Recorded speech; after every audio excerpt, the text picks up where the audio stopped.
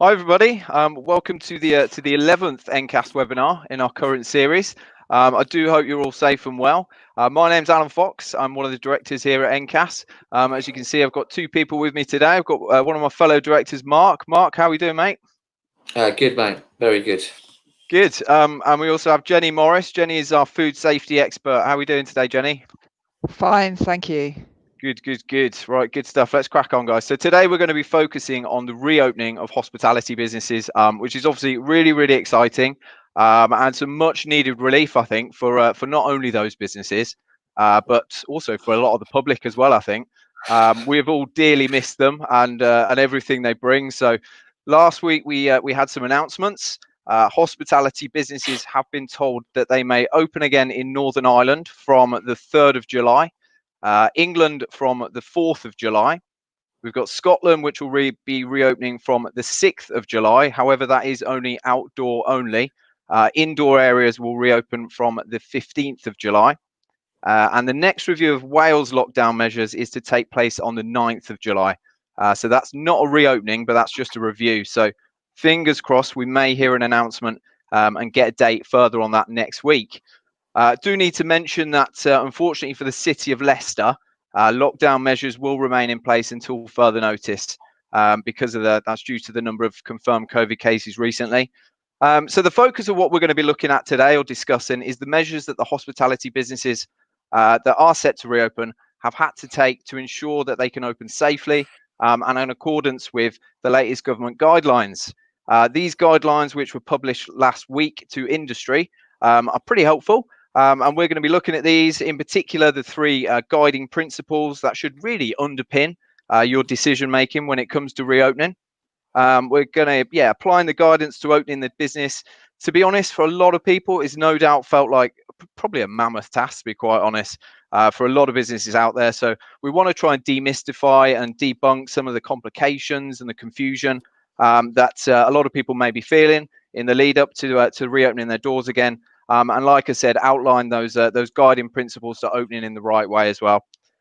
So guys, if we start off, I mean, we're using the term reopening, which is, let's be honest, I mean, that's easier than it sounds, isn't it? Because opening up right now in this totally different environment and all that comes with that. I mean, it's not like opening up after a refurb, is it? You know, this is more like it's more like a new opening than a reopening, isn't it? It's certainly not reopening in any sense of normal. What do you say to that, Jenny? Absolutely right, Alan. There's a great danger when people talk about reopening, they think it means doing what they've done previously. It isn't. You need to put that aside and start thinking about it from scratch. It will inevitably mean you need to do things in a different way, and that's going to be really hard because we all default to our normal. But as you said, this is the new normal. Yeah. So, Mark, have you got? Can you give the viewers a brief summary of how the government guidance, which we're going to be looking at, how that was put together? Yeah. So it was put together through BEIS and the Health and Safety Executive and other sort of government departments. I think FSA were involved as well, but predominantly through Department of Business, Energy and Industrial Strategy, which is the department through which we have our primary authority. So industry was consulted. Ourselves, a couple of other key trade associations for the hospitality sector, and some big pub and brewery and hotel and restaurant chains as well, all contributed. Obviously, it's a very diverse industry. The risks from COVID are going to affect different sectors in different ways, and obviously, it's going to come down really to the how your business is laid out, and quite often just the where your hallways and your toilets are, and those kinds of things. So there's it couldn't be prescriptive, I think was the assumption from BEIS. I think that's a fair assumption, because otherwise you're just going to end up kind of gold plating, and lots of people are going to end up putting in lots of safety precautions that actually they don't necessarily need or don't necessarily add anything to the safety of the business.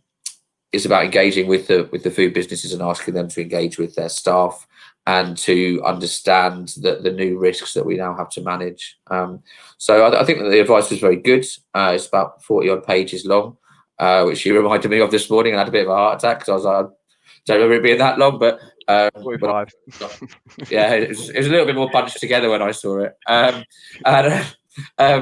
the advice is out there. It's on businesses to ensure they follow that advice, but as you said, it's not prescriptive. It aims to give people scope to develop their own solutions based on the scenarios and their working practices. So in one sense, it's great because it allows people that freedom to understand the problem and solve it in a way best suited to their business. But then it also creates potentially a grey area where you might have more to justify to an enforcement officer, for example, or maybe even a customer that's saying, are you doing it in the way that you should be doing it? There are pros and cons to this way of doing it, but I think that they've done a pretty good job considering. Cheers, Mark. Can I just say at this point, I've actually popped into the office to take advantage of the internet connection. I don't usually have halloumi fries, pictures of members on the wall at home. All right, so that's not true, is it, Alan? So the guidance falls into the three main principles, like we said. So these three main principles. So the guidance, like you rightly said, Mark, it's not prescriptive. So it's not a one size fits all approach. Just because someone else is doing something, it doesn't necessarily mean that you have to do that same thing, right? You have to keep your staff and customers safe. That's obviously absolutely integral. Thinking about risk, and of course, thinking about risk is an ongoing process. This is not something that should just be a one-off. And then the third point, which is really important as well, is clear communication. Miscommunication and misunderstandings need to be preempted and avoided as much as possible. So the guidance is split into 8 sections, and it covers the steps that you want to be taking in terms of risk, keeping your customers safe, cleaning, distancing, PPE, and everything else in between. Like Mark says, it's a 45-page document, and it looks like this. So if you're still questioning whether you can or should reopen, if you're not planning on reopening this weekend, and you haven't already done so, we thoroughly advise you go through and read that document in detail. It does go into lots more detail than we can squeeze into a webinar, quite frankly. So let's look at the first point in the guidance, which is thinking about risk or considering the risk. Assessing risk is something that we do in our day-to-day and our everyday lives, really. So it isn't something that should deter you as a business owner from opening your business.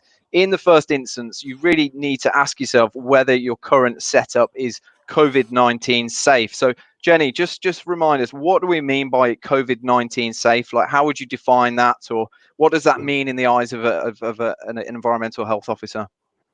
Well, putting it simply, it means that the business has done everything that they can reasonably do to stop people catching COVID-19 when they are on their premises. And that means their staff, means their customers, and it means the business owner, manager as well. So what you have to think about then is the next question is, what does that mean I have to do? And you have to have thought about that in your risk assessment. You'll need to think, I've talked about all those different people that might be affected. So that's how you have to think, is there any difference between them? And one of the things we're finding and we're learning as we go along about this illness is that some people are more susceptible than others. And clearly, if you are going to have people who are likely to be more susceptible, you're going to have to work even harder to protect them. Yeah, thanks, Jenny. And sorry, I didn't quite finish that off. And that's what the EHOs are going to be looking for. And the EHOs will be looking at the government guidance and saying, has that business taken all these steps? You're absolutely right. It's not prescriptive. And by not prescriptive, it means it hasn't told you exactly what to do, but it tells you about the steps and it gives you some examples of what to do. And the EHOs will be using that, if you like, as their guide, as their Bible. As you rightly said, business can do something else. But if I'm an EHO, I'm going to say, why did you choose to do it that way and not that way? And you have to be able to ask that question in terms of risk reduction. Yeah. Yeah, thanks, Jenny. I mean, it leads nicely onto the second point, actually, in the guidance, which is obviously absolutely key, which is all about keeping your customers safe. Staff is point 3, so we'll come on to that in a second. But really, obviously, massively important part of this is the social distancing. has been reduced from 2 meters to 1 meter plus from the 4th of July in England, to allow to allow more people into the business, to make it sustainable. What do we actually mean by 1 meter plus, Jenny? What does it mean? Well, can I just go back a step and say, what is social distancing about? And social distancing is about keeping people apart from each other to reduce the risk of catching the illness. Now, we are learning about COVID-19, this coronavirus, all the time. And government would say, if you've got a 2 meter separation, then your risk of catching the infection from the infected person has been reduced quite significantly. But they also recognize that you've got this tension between keeping people safe and business failures or the economy failing. So this is what 1 meter plus is about. It's trying to do some balancing. It's saying, if you keep people apart by a minimum of 1 meter and you do some other things, then your risk is likely to be reduced sufficiently. So you've got the 1 meter, and the plus is and the other things to take the risk down. And the guidance gives quite a lot of examples about the kind of things you can do. But what people mustn't think is that it's just taken the distance down from 2 meters to 1 meters. It's 1 meter plus. So what are these things that we're talking about, the plus, Mark? I'll go on to that in a second. I just want to sort of double down on what Jenny was saying. I mean, I think that there's what I've read online and in blogs and in the press, everyone is just saying, "Oh, we know it's 1 meter now. It's 1 meter. How can you keep people 1 meter apart in a pub?" It's like, well, if you haven't got a plus in there, then you're not doing it right, and people need to kind of bear that in mind. So it's is what mitigation factors can be put in place to reduce risk, basically. The plus can be a number of things. I guess like the most obvious one would be kind of a perspex barrier of some form, which would basically remove that opportunity for airborne transfer of the virus, because it'll hit the screen and not move on. Obviously, there's the removal of furniture so that people don't sit too close to each other. Organising the kind of ergonomic flow of the food business, so how people come into the business, how they exit, how they get to the toilets, those kinds of things could all be ways of mitigating. There are a number of different things that can be used. I think the big risk is that businesses invest a lot of money on stuff they don't need. It's bigger risk as people not taking any precautions, really. So well, obviously the risk of the virus is far bigger than if you waste a bit of money. But I think that it's going to be a really interesting situation, because I'm not sure that food businesses are completely comfortable with what the 1 meter plus is, and whether their mitigation measures are appropriate. And that's kind of what happens when you have a non-prescriptive approach. It's you've got to find the solutions, but then if you get those solutions wrong, then it's on you. So there is that extra bit of doubt that will come into people's minds, and so you can understand why businesses are wary of it. So I think that's kind of the main concern for me, really, is just how people manage explaining what they've done, explaining that +1 to customers or even to enforcement officers.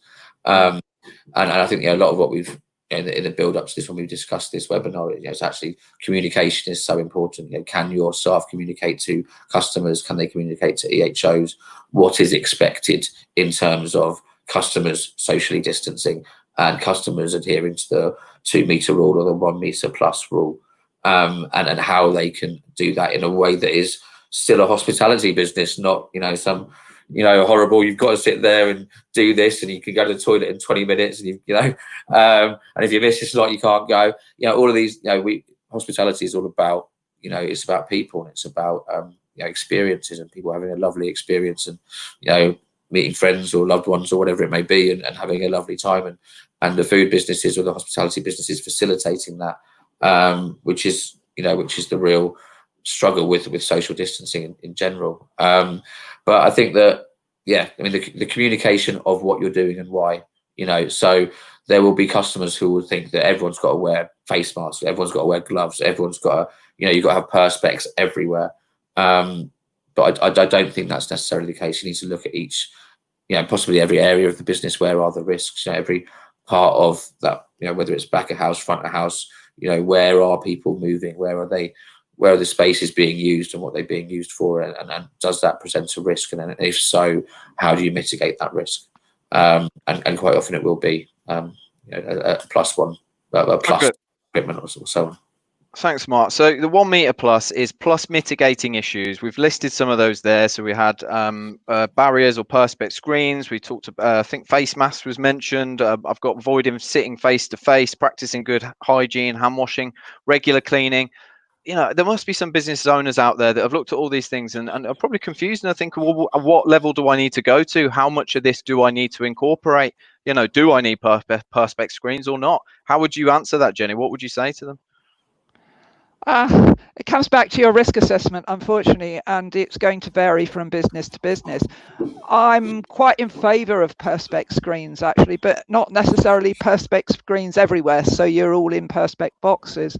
And that's where the risk comes in. You need to think about what are the places that there is the greatest risk of transmission. And when you go to your supermarket, for instance, you can see it, and there it's when you are close to the person who's taking your money.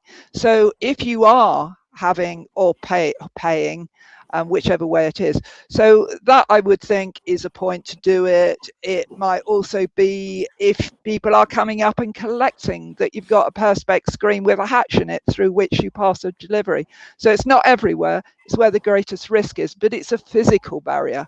You've got other things, the other measures, for instance, like increasing your ventilation. Outside's great, you've got good ventilation. You could increase your ventilation inside, but that would be where there's less risk. If you've got that risk of people being close, being within that 1 meter, I'd say that's a good place to put your perspex barrier. So if you can do it with that risk-based thinking, so there might be a whole load of things you can do to take your risk down a little bit, but if there's one thing you can do which is a big bit, do that. Don't forget the other stuff, but do the big stuff first. Yeah, and also think about, a lot of our guys are mobile caterers, so mitigating the risks are going to be different for them. But the main people that are going to be impacted by this are your bricks and mortar premises, your pubs and your bars and your restaurants, because they've got to deal with people inside. And I think that is one risk is that people could put barriers and perspex and things like that everywhere, even dividing, say, people that are quite that are fine to be sat next to each other or fine to be sat at the same table together. So you've got this, people from the same household or now people from 2 different households are now allowed to be within each other's space and not be socially distant. So you could really go to town on biohazard prevention in your business, but it will end up looking pretty grim. So it's about thinking about the specific risks to your business. I know that people are going to want specific resolutions and answers here, but it really is as simple as where within your business are the pinch points, and what can you do at those pinch points to prevent the risk of contaminant of people catching the virus. The guidance does say as well. It does say where possible, doesn't it? Because there will be incidents where things are just not possible. So it's not saying that you have to sort of like you said, Mark, throw perspex screens everywhere and everyone wearing face masks. There does have to be some sort of common sense to it as well. Would you say, Jenny? I would say so, but there is a risk if you're not careful. People might say, well, none of this is possible, so I'll do nothing. And that is not acceptable either. It is about looking at that risk. Yeah. Okay. Right. Thanks, guys. Let's move on to sort of social distancing for workers, which is obviously, going to be absolutely key in protecting your staff.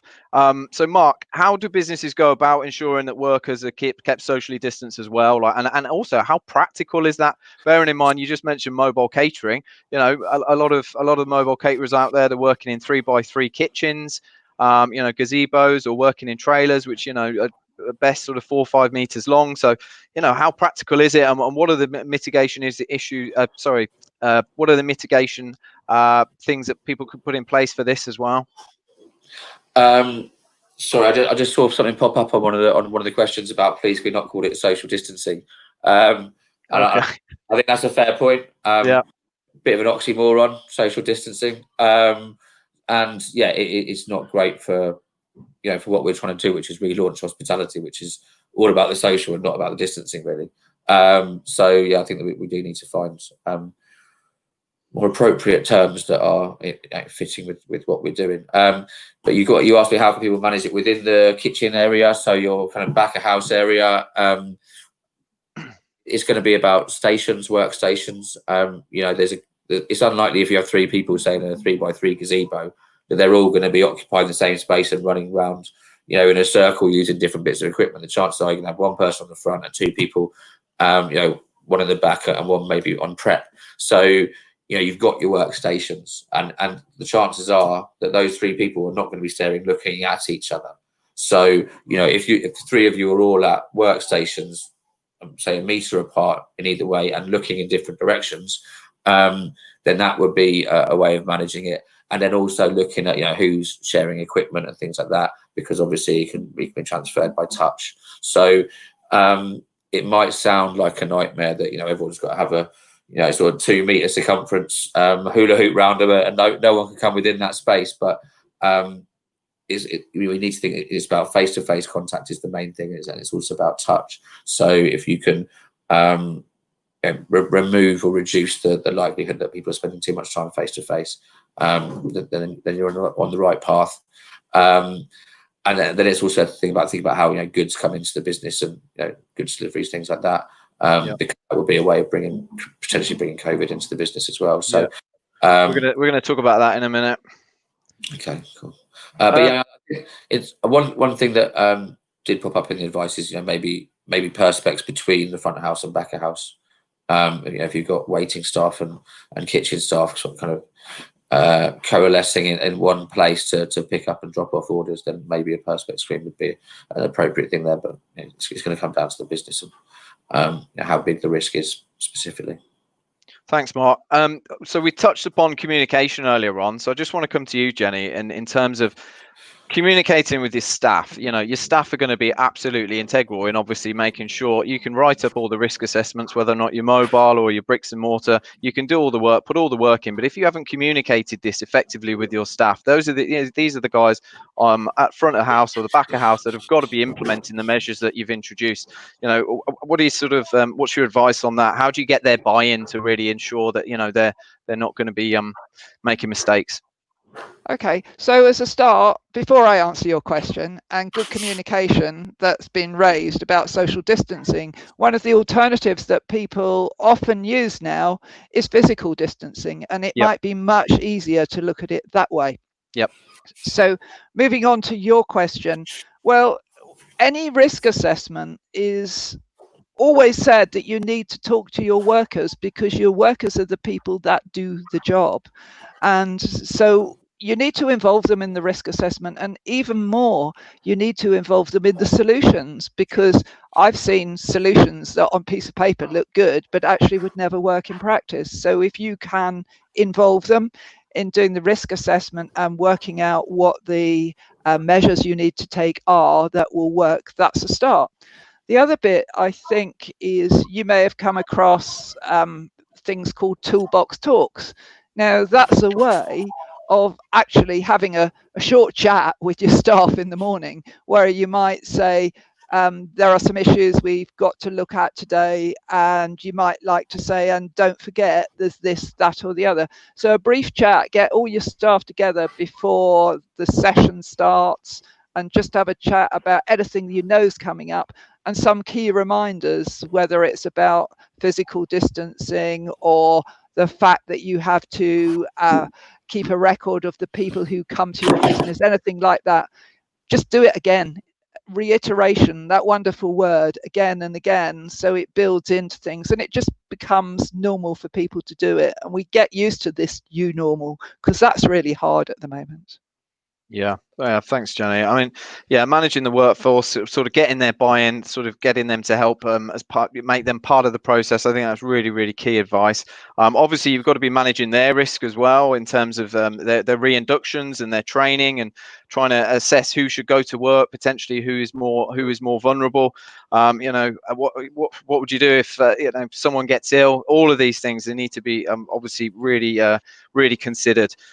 Okay, guys, let's move on. Because we're racing ahead. We're racing away in time. Could I just jump quickly on staffing, because I think that this is an absolutely critical part of what you're doing here, guys. They are the front line. Your staff are your biggest asset. If you get buy-in from them, if they understand what you're trying to do and why you're trying to do it, they will be able to deliver that, and they'll be able to explain it to your customers and to environmental health officers. EHOs have told us that they're doing dynamic inspections of mobile catering businesses. Certainly, they're going to do the same thing with fixed site or bricks and mortar premises. That means that your inspection basically going to start while they're walking up. So if they see people queuing up with no distancing, they see people, doing all the crazy things that the press are saying that we're going to see on Saturday, it's going to come back on you. So, getting that buy-in from staff, and also making sure that everyone is talking from the same hymn sheet, because, a lot of people have been off work for a long time. A lot of people have been getting news and information from lots of different places. And that's not just you and your staff, that's your customers as well. Everyone's got their own opinions on what COVID is and what COVID mitigation is. And I think that, having that clarity through your business on where the risks are, how your business is proactively mitigating those risks, and how you can explain them to a customer or to an EHO should you need to. I think getting that buy-in from your staff, and Jenny was absolutely right. Include them in your risk assessment. They're the guys that are going to be delivering the work. And when Jenny was chatting a minute ago, I just thought one thing popped into my head. It was just cash handling. I think you said on paper. You can write a great process for pretty much anything, but if people can't deliver it, or they're not going to deliver it, if it's too complicated, or they don't understand why they're doing it, or they've got too much work to do, so they're just going to skip it, then you've got a problem. So I think that the starting point is contacting your staff. Are you fit to work? Are you comfortable to work? Let's go through the risks within your job role. And we might even need to change the work that you're doing slightly because of those new risks. Or you almost certainly will have to change your processes in some way, but there might be some.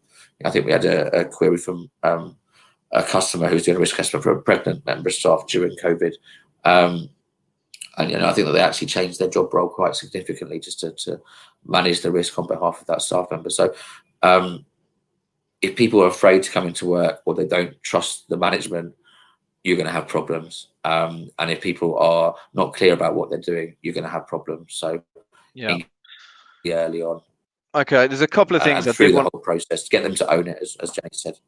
Oh, sorry. Okay, thanks, Mark. Sorry, you cut out a little bit there. I lost you. But there was a couple of things more I did want to mention, but we really are up against it in terms of time, which is also some other things to really consider in this, guys. Reducing the need for queues, providing visible signs and guidance for customers. We are going to talk a little bit more about that. Managing entry points, obviously encouraging the use of sanitizers, absolutely key. You want sanitizer blooming everywhere, and table service as well. Now let's move on to cleaning, because this is one of your favorite subjects, right, Jenny? Absolutely. It's a real basic, and a lot of people haven't got it yet. So if you've been running a food business for many years, whether you're a mobile or a fixed site, you should be able to clean. You should know what it's about, and I've no intention of wasting time talking about that. The difference with COVID-19 is it's a virus, not a bacteria. And so you may choose, particularly in the high risk areas where you've got people touching a lot, to use specific chemicals designed to kill viruses. Actually, one of the simplest ones is a form of bleach. Bleach is pretty good, but you have to remember that it can be corrosive. So if you're going to change your chemicals, you've got your COSH assessments coming in as well, and it can damage certain surfaces. But do have a look around. All the cleaning suppliers will be labeling things as to whether or not they'll get rid of viruses. But often it's as simple as just really good clean down with hot soapy water and then a final sanitize spray. So, you know, don't forget what you know about cleaning. Just know that you've got a few little extra twiddles to do. And because, as Mark pointed out, there is a risk that it can be passed on through various materials, and stainless steel is terrible, I think. I mean, we've all been told get stainless steel because it's the best surface to have, and now that we're being told, well, the virus can last 3 days on it. So just think about those things. Think about there are a few little extra wiggles in this that we need to look at. NCAS has some very good guidance on this, so that would be my starting point. Have a look at that. Thanks, Jenny. I think yeah, the key to it as well is just going to be obviously more frequent cleaning, right? And we're not going to be cleaning at the same lengths that we were before. This needs to be a regular thing. How regular are we talking here? You know, what lengths do people need to go to now? Okay. Again, I'm sorry, I'm going to say it comes back to your risk assessment. So if you've got a place where customers are a customer collection point where you might have quite a few people coming up and picking that up very regularly, every few customers. If you are taking payment through a card machine, ideally you'd wipe that down with a sanitizing wipe between every use. If you have got equipment that you're using or is being shared in your mobile unit or fixed unit, clean that frequently. And don't forget those sort of odd things that people don't always think about, like light switches or handles to things, all of those. And if you do have tables that people sit at, you should be sanitizing the table and the chair between each different customer use. So again, it comes to thinking about this. What is the likelihood of the virus being present on that surface? And if the likelihood is high, then your frequency of cleaning goes higher. But it has to be workable. But that doesn't mean you can just say, I'm too busy, I'm not going to do it. Yeah, that's a great answer. And yeah, we were talking just beforehand, and you were saying, sorry, forgive me, I've forgotten what was it a tennis club that you were helping with the risk assessment, and you were talking about the need to obviously clean and sanitize the chairs, but that in itself caused a problem because they were fabric, right? That's right, yes. So the answer to that we've decided to take is a low-cost one. Mark laughed at it, which was get some heavy-duty plastic, wrap it around the cushion bit, and staple it on at the back. Then hopefully, when we get out of this problem, we can go back to what we had. It's not as it was. This is new normal. And be as sensible as you can about this. And again, as I think Mark said, don't throw money at it. It's about sensible thinking, about ways around it. Be innovative. And low-cost solutions aren't always bad. Absolutely. Yeah, that's what NCAS is. We're a low-cost solution, hopefully. Anyway, right, let's move on. Also, Snow, before we do, actually, I think it's really important to talk about cleaning as well. It's from the consumer confidence point of view. It's massively important, isn't it, guys? You know, if you've got, whether or not it's a mobile unit or whether or not you're in a cafe or a restaurant, your customers are going to want to see you cleaning often. Otherwise, they are, you know, they're probably going to be tweeting things, or they're certainly not going to return, right? Mark? Yep. Oh, Mark, I think you've been muted. There we go. Mark, have you muted yourself? Okay, Jenny, we'll come to you on that one. I was thinking of my own voice, sorry. I forgot the question now. I think that, the public perception is going to be critical. And I was in a meeting yesterday with some people from Bays, and they're saying there's 3 kinds of customers now. There's people that just want to get out and almost acting like COVID's gone. There are people that people that don't want to go out at all and are still very concerned. And there are people that are going to be looking for trouble. Essentially, people are going to go out looking for food businesses and hospitality businesses that were messing up. And so the press are going to be all over it this weekend, which is pretty unfair, in my opinion. But because this isn't the easiest thing to do, and to blame it on the hospitality sector is pretty brutal, in my opinion. But public perception is going to be absolutely critical. Explaining to the public through signage and even through your website how you're looking to manage risks. can help to resolve some of those problems.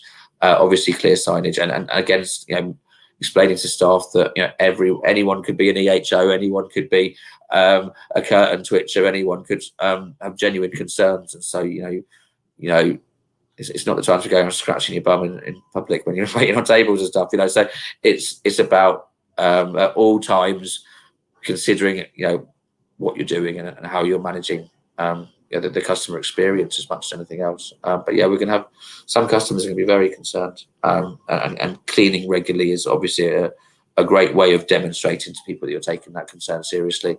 I think some people will expect to almost see someone cleaning the table as they walk up to sit down on it, and I don't think that's unreasonable.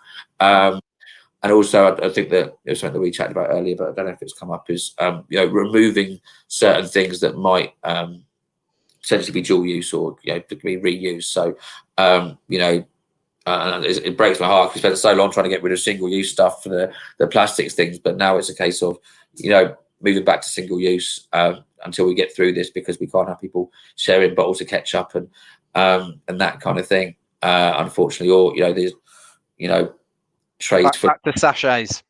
Back to sachets, yeah. And anything that could be come under that kind of principle of shared use, you really should be looking to remove if you can. Guys, do you think customers are going to be expecting staff, waiting staff, or those on mobile units, when they're picking up the food or whatever else? Do you think they're going to be expecting to see PPE on show? Like, do you think people are going to expect face masks and whatever else, and shields, or where does that leave the customer? Where does that leave the business owner?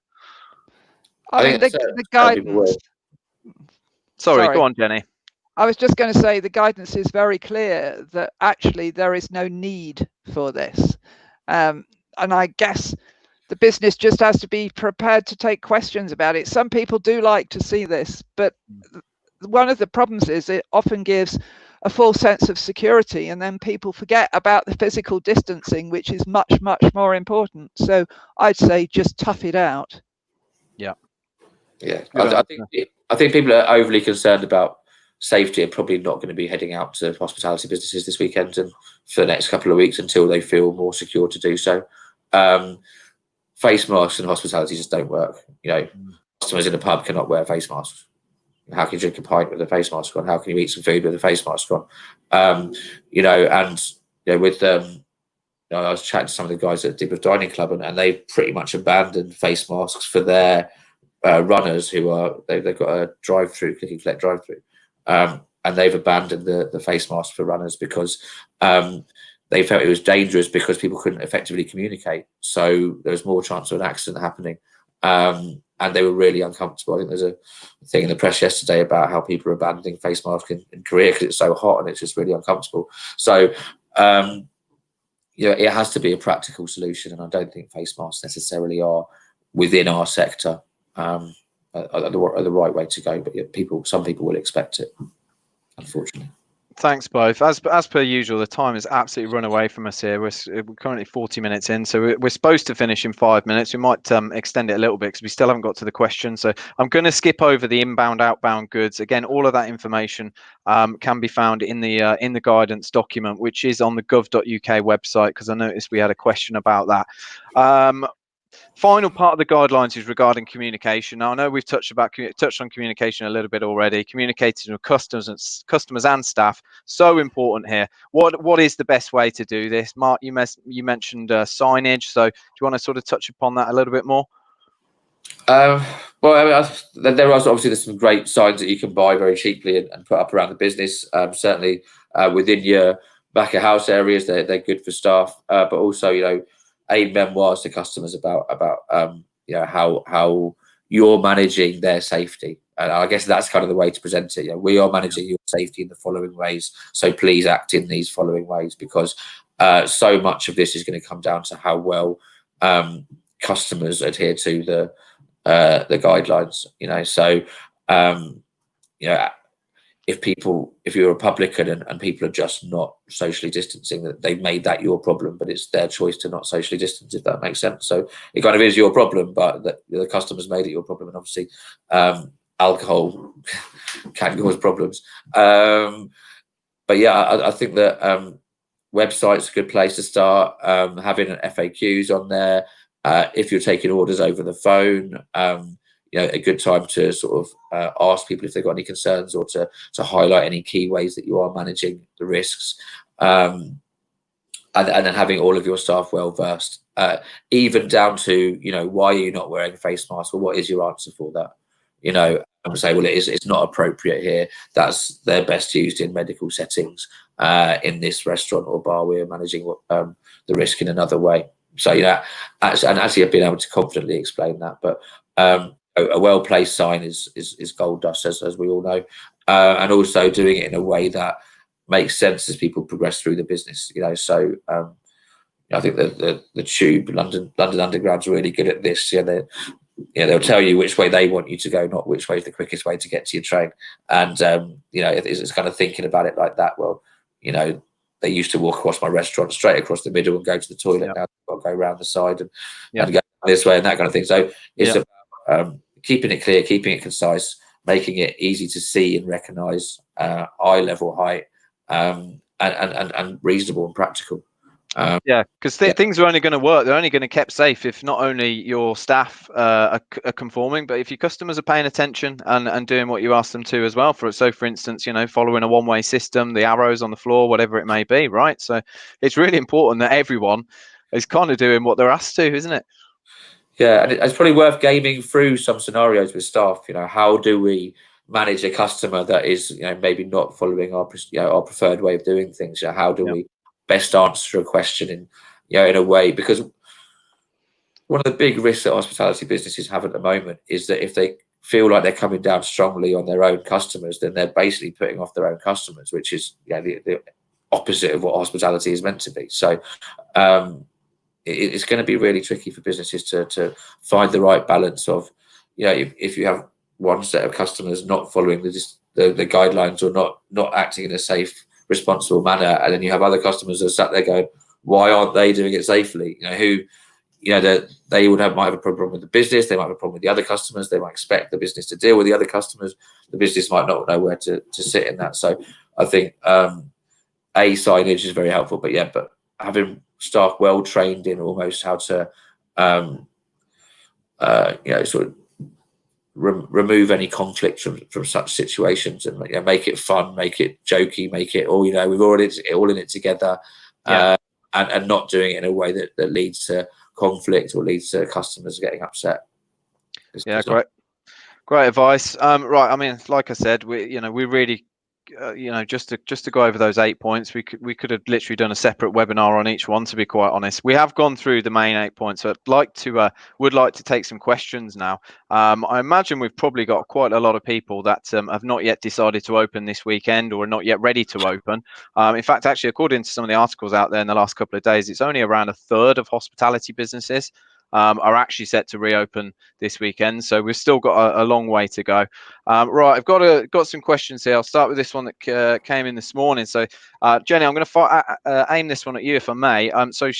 This is from it doesn't say who it's from. I do apologize. I have 2 questions over the reopening guidelines. One, contact details. We're a small cafe with no booking system. Must we take contact details if people eat in or outside?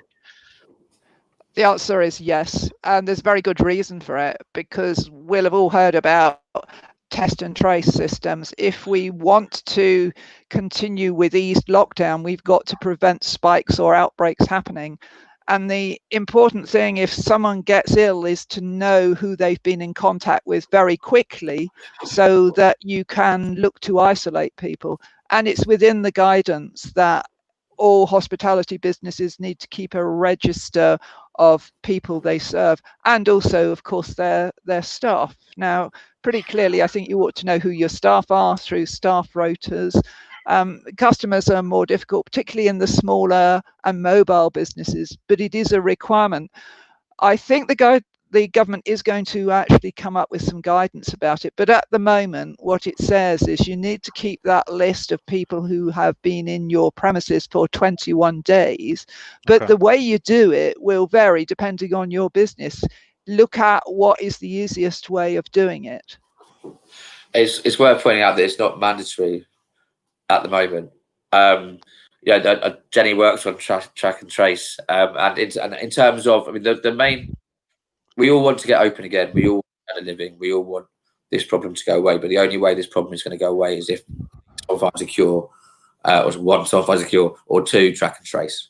And actually that kind of whack-a-mole, I think, is the kind of common phrase for it. But track and trace is the way that this country and other countries can overcome this virus without having a cure. And so we have to bear that in mind. But different hospitality businesses are going to have different ways of different troubles in getting information off customers. I think I sat in on a meeting with it, and a very big hospitality business joked, a big pub group said, there's going to be a lot of people signing our guest register as Mickey Mouse. And because there is that whole thing of people, will people want to engage in it? As Jenny said, there is some advice coming out from Bays. It's meant to be out this week on how best to manage that. And a lot of people in the industry are saying, for my restaurants, can I just keep the name or take the name and details of the booking person? Because surely they will know who they had dinner with. And there are, and also there's a lot of suggestion about it just being completely optional for the customer. It can lead to a bit of a sort of rabbit hole, really, because how do you know people are from the same household? How do you know? That all of these different things can come into it with the guest register, and I think a lot of businesses, a lot of bigger businesses, are looking to push back on it.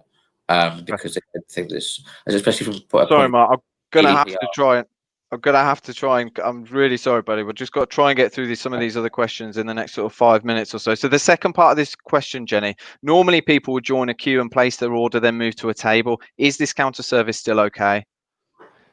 Provided you've got the distancing in, the answer is, I think, yes. So, I mean, think about what your controls are. Ideally, people will order in advance because it makes the system much easier to manage. But it's going to be a business decision whether or not they're prepared to have people come up to the counter and order. If they do, the issue, you can have your collection table suitably far away. The issue you've actually got to manage is what you might call group loitering, because you might have several people come up and order, and then they might all stand together waiting for their order to be ready to collect. So there are issues about it. Again, the guidance isn't prescriptive, but you have to think about what happens if I do it, what risks will there be, and how do I manage it? Yeah, I think a lot of people, certainly the bigger chain restaurants and things like that, people are looking to employing apps so you can order online, and even manage the collection in that way as well. I think if you're letting someone walk up to a counter to order a sandwich, or lots of people walk up and order a sandwich, that screams Perspex screen to me. But I think that table service would probably be the preferred route, or some form of ordering online. Thanks. Thanks, Mark. I'm going to take a question from Sam Briggs. As a business, we understand it, but it's customers who want to dine together but are from separate households that I think we will have the issue. How do we manage or police it? This is a really interesting one in terms of where does the business owner's responsibility lie when it comes to managing people that are coming from separate households, etc., etc. Jenny? I agree. It's incredibly difficult, and I don't think the business can interrogate people before they allow them in. No. I think they just have to make it clear to customers, this is what the requirements are to manage the disease. And everybody has to take some responsibility for themselves. We're not an absolute nanny state. It's not regimented. You have to say to people, and it goes back to one of Mark's points earlier about perhaps training your staff in how you manage people, how you encourage people. I hate the phrase, actually, it's your civic responsibility. That sets me up on edge. But we do actually have to think not just about ourselves, but about all those other people that might be affected by what we do. So really tricky. But actually, I don't think the business can do more than make it clear what the expectation is and put their system in place as much as possible to make it happen, and then actually it's up to the customer. Yeah, I think if you're looking for more than 10 people, there's a good chance it's more than 2 households. Oh, but don't forget your support bubbles, Mark. Oh, I always forget my support bubbles. Where would we be without them? But yeah, I mean, I think that, yeah, I'll just double down on what Jenny said. It's going to be almost impossible to manage that. So it's about being clear on your website, being clear on your, that you're asking customers to act responsibly and to follow the guidelines as you're being expected to do as well. But Okay, I've got a tough one here, I think, from Mandy. This is for you, Jenny. We are a small roadside cafe takeaway. We used to have 2 tables, if 4 people one side and 3 tables of 2 people the other side, and takeaway in the middle, if that makes sense. We've been providing takeaway throughout. How do we organise a small cabin to still provide some seating and takeaway? What are the actual distancing rules we have to achieve? And hold on. Also, if we provide a seated area, how are we supposed to manage cleaning it and taking table orders when for social distancing, we can only have 1 member of staff in the kitchen? It's not practical. What must we do? Okay. The hard answer is you have the requirement for social distancing. It has been reduced to 1 meter plus, but you have to do 1 meter plus, and it quite often will mean for a business that you have to reorganize how you do things or even what you do. And in some cases, it may not be possible. We started out by saying this is the new normal. It's not going back to what we did in the past. And the reason for that is a lot of people have been ill, large numbers have died, and large people have been seriously affected. There is a good reason for doing this, but it's horrible for some businesses because they're just not going to be able to do what they did before. You have to try and think of a way around it. And the only one who can actually make that decision is the business owner and manager. Yeah. Okay. And sorry, I think we'll probably go on, Mark. I mean, there's some legislation going through the House of Parliament at the moment, the business planning regulations, which will enable food businesses that have premises to basically apply for a street trading license to put tables and chairs outside. So if you have a small space outside, from what I could work out, it's kind of table access to a cafe. It might be that you can actually spread those tables out further, and maybe even put some more tables and chairs out there, as long as they're effectively distanced or mitigated in terms of the 1 meter. So it might be that that there's more opportunity to make up that loss of capacity and put more tables and chairs out there, but it really depends on your scenario. So maybe speak to your local authority, speak to your bid team. That legislation is going through now. It costs £100 to apply, and if the council don't get back to you within 2 weeks, as it stands at the moment, you get consent automatically, just applies to you. So that may change as it goes through the legislative process, but at the moment it's a very slick, streamlined idea. Whether it'll be delivered in that sense, I don't know, but it's meant to be a lot easier for businesses that have lost capacity due to distancing, to spread out onto the street and onto the pavements. And there's even capacity for pedestrianising roads temporarily and things like that. So the local authorities and government are trying to work with businesses to help them to survive through this distance period, and also the period when we've got extra measures to put in place to keep everybody safe. Thanks, Mark. Right, quick one for you, Jenny. Does a mobile unit serving takeaway only with no bookings have to take details of customers, such as such as a premises that's where people are eating on site? Yeah. So I think we're going to have to wait and see around the guidance for that. But if you go back to first principles, which are what's the risk of those people getting infected by those others that are there? If you've got a socially distanced queue and your collection point is far enough away, I would say the risk of them, provided they followed all the rules, catching COVID-19 whilst they were in that queue or picking up their takeaway is pretty low. But I'd say watch that space. But I can see the absolute point in that question. It's a very fair question to ask. Yeah. Also, someone else has asked a similar question, but just added in the additional point of what about GDPR and keeping people's details? Is that an issue here, guys? That's why Well, it's not mandatory. if government wants it done, it will be allowed. Yeah, true. Okay, right. I think it's as I understand it. So there is some advice coming out on the track and trace stuff from Bayes imminently, the next sort of couple of days, I believe. So that will provide a lot more clarity on that one. Okay, I think I got them all. I think, in fact, I found one more. This is for you, Jenny. Quick answer, please. Would a face visor for staff be good enough for payment collection from a mobile unit? I could get a perspex screen, but it might blow over and cause a physical hazard to staff and customers. I'll be outside, so great ventilation. It's possible. Again, I mean, I can't tell you the answers because I haven't seen the situation. It's up to the business to make that decision. If they've decided it mitigates the risk sufficiently and it's outside, that's their decision to make. As has been suggested earlier, it's always a good idea in things like that when you're not sure. Ask the EHO because they're the ones who's going to come and enforce it. Yeah, Okay. that's a really good point. I think that people are obviously we're getting lots of questions in about how to manage this, how to mitigate this.